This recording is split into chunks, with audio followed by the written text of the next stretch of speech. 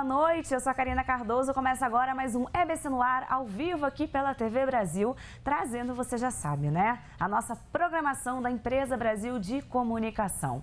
Bom, vou começar falando aí de um dos ingredientes que está na mesa de muitas famílias, o açúcar. E esse é o tema do Caminhos da Reportagem hoje, às 9 da noite. É sobre isso que eu converso agora com o repórter Carlos Molinari. Carlos, tudo bom? Tudo bom, boa noite, Karina. Boa noite aos telespectadores. Hoje a gente tem o Caminhos da Reportagem, 9 da noite, o sabor amargo do açúcar. Eu adorei essa definição porque diz muita coisa, né? Diz muita coisa, porque às vezes a gente come muito açúcar em bolos, em achocolatados, em bebidas lácteas, refrigerantes, sucos, e a gente não percebe o quanto que isso está fazendo mal para o nosso organismo, né? Existe um limite que a gente poderia consumir durante o dia, mas a gente acaba ultrapassando isso muito, e muitas vezes até os industrializados, principalmente. Não é nem aquele açúcar que a gente coloca no cafezinho, coloca no bolo. São os alimentos já industrializados que contêm açúcar, e isso vai elevando a taxa que a gente consome numa proporção incrível. E muitas vezes a gente está consumindo isso e a gente nem imagina, né? Quando a gente coloca ali no açúcar, no café, no suco, a gente tem uma noção. Mas nos industrializados, às vezes a gente não tem nenhuma referência. Vem no biscoito recheado que você come, aqueles bolinhos que você coloca no lanche do seu filho, tem muito açúcar, aquela bebida, aquele néctar de fruta que depende do supermercado, às vezes é água com açúcar, né? Então, aquilo ali, o ideal é você consumir 25 gramas por dia. Segundo a OMS, né? Segundo a OMS, a Organização Mundial de Saúde, mas 25 é muito pouco, são poucas colherinhas. Se você colocar 50, tá bom, vai, passa. Eles dizem que é tolerável até 50, né? Mas o brasileiro tá botando 80 gramas de açúcar por dia, tá consumindo 80... Isso se multiplica no final do ano, você come 30 quilos de açúcar fácil, você ingere 30 quilos de açúcar brincando. Sem perceber. Sem perceber. Ou algumas pessoas já sacaram que fazem isso e vão limitando um pouco. Agora me diz uma coisa, eu lembro que há uns anos atrás o vilão era a tal da gordura, né? Se falava muito de gordura e tô sabendo que houve uma troca, a indústria mudou a gordura pelo açúcar, né? Isso aí, a receita tem que seduzir você, né? A receita tem que estar aquele gostinho interessante para você viciar, você continuar comendo. E teve incrível que a Associação dos Açúcar nos Estados Unidos fez pesquisas jogando o vilão todo para a gordura. Não, o açúcar não faz mal, quem faz mal é só a gordura. Mas é claro, eram pesquisas falsas, eram números maquiados para as pessoas continuarem comendo açúcar sem sentir culpa. Mas tanto um quanto o outro fazem mal, né?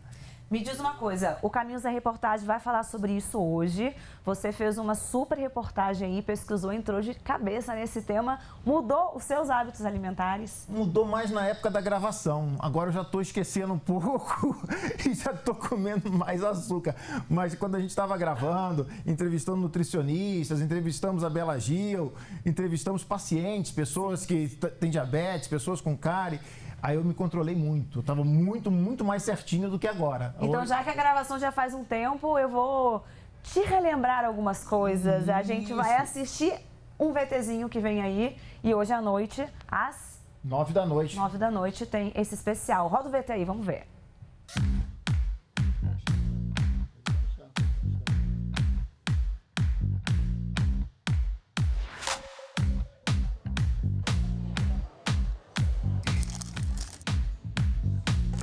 O açúcar é uma droga, como qualquer outra que precisa ser utilizada numa dosagem que não vá te fazer mal.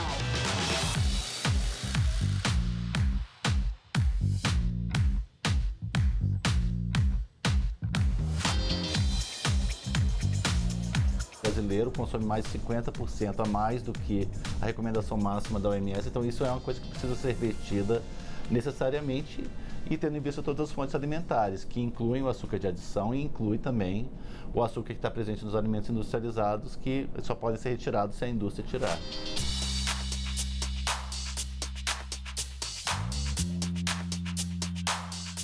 O açúcar agora padece, ou seja, sofre essa mesma investida. E também com uma outra coisa em comum, sem bases científicas sólidas para isso.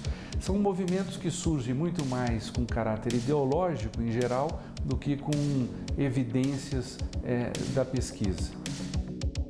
Eu passo sem, mas me gera ansiedade, me gera até uma certa angústia. Então é uma coisa que eu preciso comer um docinho todos os dias. Uma fonte de energia ou uma caloria vazia? refinado, branquinho, consumido a todo momento. Grande aliado dos fabricantes para dar sabor a seus produtos. Ele agora está na mira do Ministério da Saúde. Diminuir a quantidade de açúcar nos alimentos e bebidas industrializadas é agora uma meta. Mas será que o brasileiro está preparado para mudar seu paladar? E aí, hein? Será que está preparado? Porque acho que cá não. entre nós, assistir isso é uma tentação, né? Tem muita imagem de bolo, né? De confeito, de bomba. Você fica olhando aquilo tudo. Se não tiver um autocontrole, você termina de ver o programa, você vai comer mais açúcar ainda. Aquele açúcar refinado, né? Que eu sei que tá aí, é um vilão, né? Quanto mais refinado, pior, né? Você tem o demerara, você tem outros tipos de açúcar que acabam sendo menos maléficos para o organismo. Quanto mais refinado, mais ele perdeu propriedades e mais vai fazer mal para você. Me diz uma coisa, você acha que o brasileiro está preparado para mudar a sua forma de consumir? Quais são os grandes desafios? Porque é isso, nós somos tentados o tempo inteiro, né? A indústria está aí oferecendo todas as possibilidades sempre. Mas a indústria vai ter que regular um pouquinho. A indústria vai perder um pouquinho a porcentagem de açúcar até o final de 2020, até o final de 2022 vai perder mais um pouquinho das suas receitas, diminui um pouco de açúcar. Então, ajudam a mudar um pouco o paladar do brasileiro. Mas geralmente as pessoas se ligam quando aparece alguma doença, né? Quando aparece alguma coisa mais grave, a pessoa começa a se autocontrolar, passa a fazer um regime, uma dieta e cortar o açúcar. No programa a gente entrevista pacientes com diabetes e como eles conseguem lidar com isso, né? Eu acho que o diabetes é a doença, né? Que está mais relacionada ao consumo excessivo de açúcar. Quando você é adulto, sim. Quando você é criança, é cárie. Criança com cárie é porque come bala demais, tem a facilidade ao acesso de açúcar, é o primeiro sintoma. Você olha assim... Agora me diz uma coisa, são poucas pessoas que têm o hábito, às vezes, de ir no mercado e olhar o rótulo, né? Tá aí uma importância, só que também tem alguns nomes que substituem o nome açúcar, né? Isso. E o rótulo é complicado, né? O rótulo nunca é fácil de você entender. As letras são pequenas e você não é um especialista em nutrição, um especialista nos ingredientes. Aparece, às vezes, açúcar invertido. Açúcar invertido também é açúcar. Qual a diferença, você sabe? Não, deve ser de cabeça para baixo, né? Ele pode de cabeça para baixo vira açúcar invertido. Mas aparecem vários nomes ali que você vai vendo que logo na sequência, geralmente os primeiros é o que mais tem dentro do produto. Tem sucos que às vezes tem mais açúcar, aparece o açúcar em segundo, primeiro é água, segundo é açúcar e terceiro que vem a fruta. E as pessoas acham que estão consumindo aquele suco bonitinho, tô tomando suco de fruta, e na verdade Não não é isso. saudável assim, né? Não é? Então é uma mudança de hábito que as pessoas têm que ter e eu acredito que nesse momento a gente ainda não está preparado. Mas agora a indústria vai ter que se regular a partir aí dessa indicação, isso. né? Agora o Ministério da Saúde está em cima, tem redução de porcentagem para refrigerante, para essas bebidas lácteas, para esses néctares de frutas também, para achocolatado, para aqueles bolos que você compra o pozinho para fazer o bolo também. Tudo isso vai ter que reduzir um pouco a quantidade de açúcar. Inicialmente é pequeno, para você não sentir uma diferença de paladar tão grande. Aí, com mais 2 anos, diminui mais um pouquinho, para você ir se adaptando. Que se cortar tudo de uma vez só, você vai comprar o achocolatado, não é aquilo que você quer, né? E você tem que fazer com que o seu corpo trabalhe e entenda essa mudança também, né? Isso, seu cérebro, seu corpo, o seu paladar. Muito bom. Então quer dizer que hoje, então, especial aí sobre açúcar no Caminhos da Reportagem. 9 da noite, Caminhos da Reportagem na TV Brasil. Molinari, obrigada, viu? Obrigado. Foi um prazer conversar Adorei contigo. estar aqui. Bora reduzir esse açúcar, hein? Valeu. É isso aí, gente. Intervalo rápido, daqui a pouquinho eu tô de volta.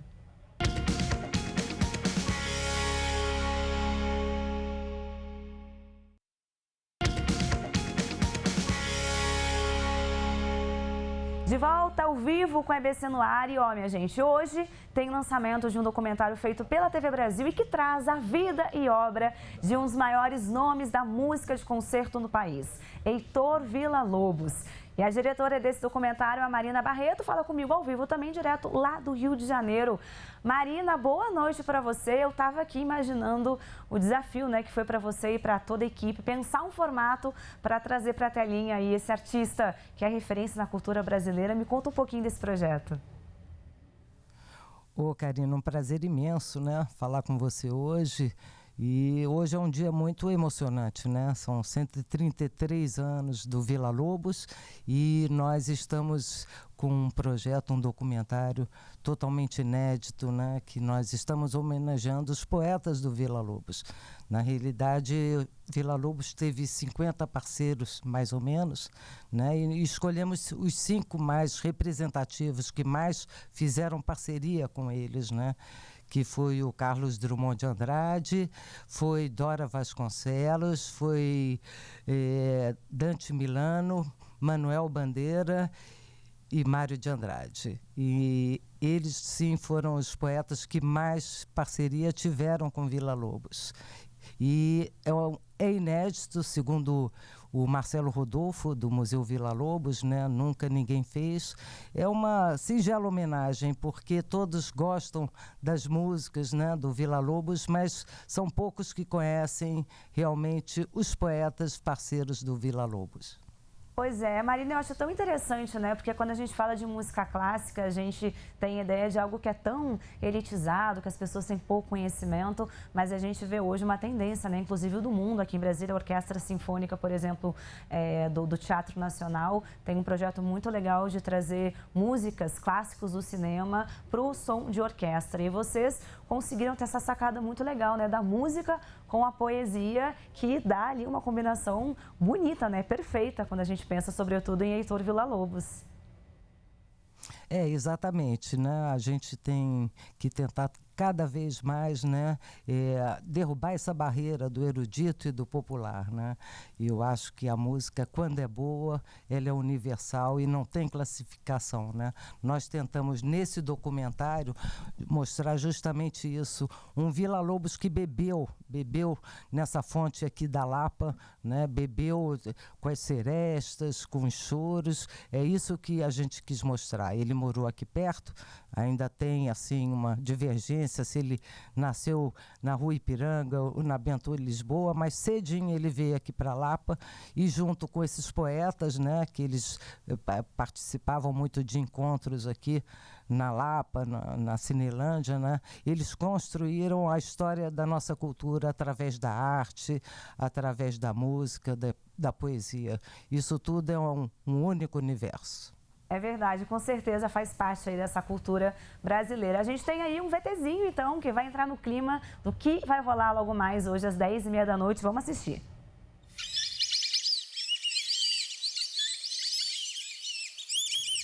A música vai de uma alma a outra.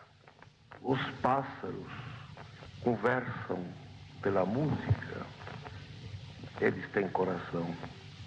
Não tenho o dom da palavra, nem da pena, mas tive o dom do som e do ritmo. Transponho em sons e ritmos essa loucura de amor por uma pátria. A relação da música com a palavra realmente é muito antiga, né? E especialmente nos últimos séculos, né? Antes do século XX, isso vai se intensificando cada vez mais. Eu gosto do casamento da música com a poesia. Eu acho que a poesia é uma canção, mesmo a que não está musicada. Eu vejo poesia como canção. Há um ritmo ali dentro. Música e palavra, logicamente, nasceram um para o outro, e eu particularmente considero que o nosso próprio discurso do dia a dia ele é recheado de música, né? Ninguém fica falando uma nota só, a gente canta o tempo inteiro, né? Vai para um agudo, vai para um grave, então a palavra, quando chega com uma emoção, né? Ela provoca um canto em cada um de nós, esse canto é muito particular, né? Então eu obedeço a uma canção aqui dentro, sabe? Eu sei que obedeço. E tem poema que eu olho e vejo. Isso é uma música. Já é uma música pronta, é só... Ela tem a métrica, ela está toda colocada dentro de uma margem musical visível. O Villa dizia que não tinha o dom da palavra nem da pena, mas ele tinha o dom de saber escolher os seus parceiros.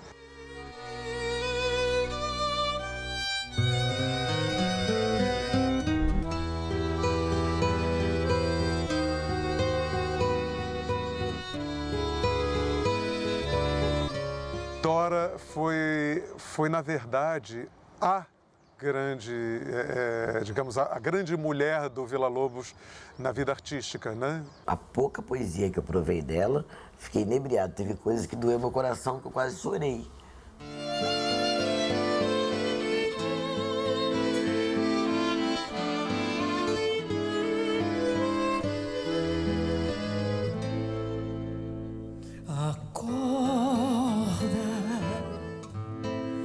Vem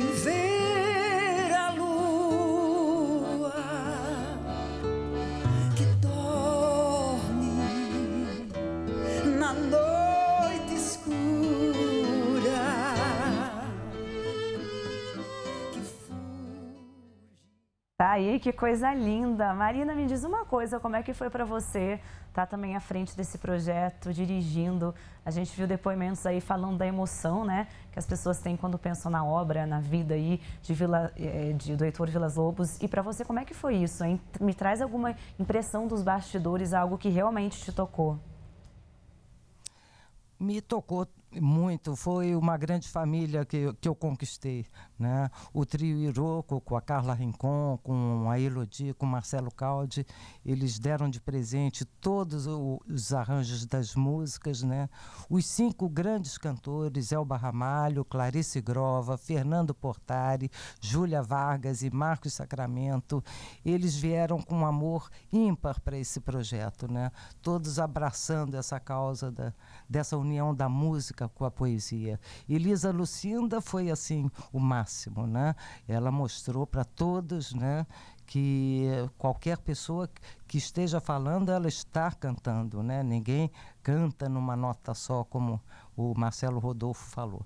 Enfim, foram grandes emoções e a inspiração toda desse projeto foi em função de que meu avô, Alberto Diodato, também foi um dos parceiros do Villa-Lobos, e eu fiz isso em homenagem a ele.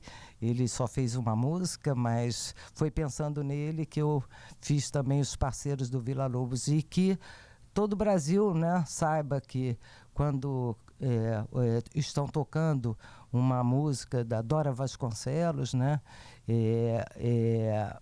o Villa-Lobos teve uma ligação muito grande com ela também, com os poetas, no dia a dia dele, na rotina de vida dele. Então, nós mostramos assim o que o Villa-Lobos é, né?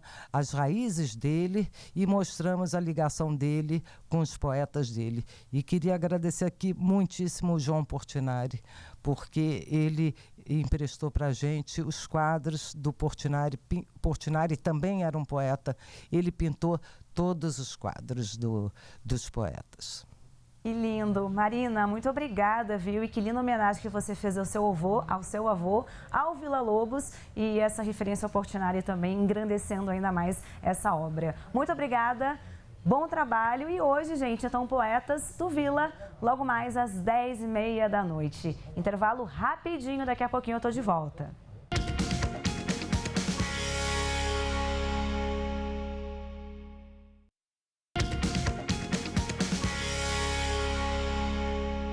De volta com o EBC no ar, e bora seguir com mais arte e cultura, porque o Murilo Carvalho tá com a gente na escuta. Aliás, Murilo, você estava acompanhando o papo aí sobre Villa-Lobos, hein?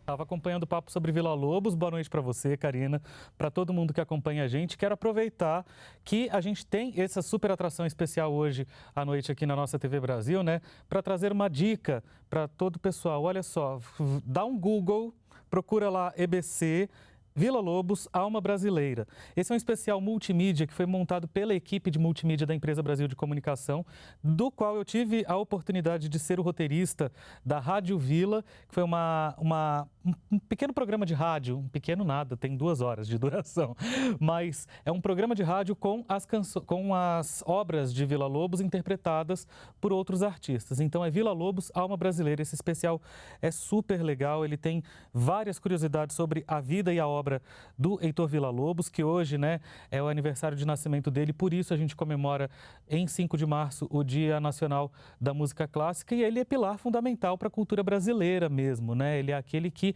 a partir dele, a gente pode dizer que existe a música erudita brasileira, com os concertos armoriais, que ele fazia 50 mil pessoas fazerem música nos estádios brasileiros. Mas eu não vou ficar falando apenas aqui do Villa-Lobos não, viu, Karina? Eu vou falar também do Fique Ligado de amanhã, com muita tristeza no meu coração, porque é o fim desta temporada de verão do nosso Fique Ligado. Na semana que vem, o Fique Ligado vai estar em reprise, já se preparando para a nova temporada, a temporada de 2020, que vem com novidades na semana posterior, né? Mas amanhã a gente tem uma presença super especial no nosso Fique Ligado, que é o Gabriel Grossi. Ele é considerado um dos principais, um dos maiores harmonicistas do mundo. E ele vai estar no nosso estúdio do Rio de Janeiro. Ele é daqui de Brasília e vai estar com a gente no nosso estúdio do Rio de Janeiro. Também tem 2 nomes fundamentais para as artes visuais brasileiras, o Ivan Serpa, que está com uma exposição lá no Centro Cultural Banco do Brasil do Rio de Janeiro, tudo sobre essa exposição no Fique Ligado de amanhã, e também uma exposição que revela sobre como o Rino Levi fez com que São Paulo se transformasse na metrópole que São Paulo é. Tudo isso amanhã, 5h30 da tarde, no nosso Fique Ligado aqui na TV Brasil, viu? Karina está convidada. Coisa boa, Murilo, eu adorei o que vai acontecer. Muito obrigada, bom trabalho para você. E eu vou ficando por aqui, minha gente, em homenagem ao Dia Nacional da Música Clássica, como o Murilo disse, comemorado hoje. A gente deixa vocês aí de casa com um trechinho de uma apresentação da Orquestra Filarmônica de Goiás, que já foi ao ar aqui no nosso Verão Show. E amanhã eu tô de volta. Eu sou a Karina Cardoso e esse foi o EBC no Ar. Beijo, tchau!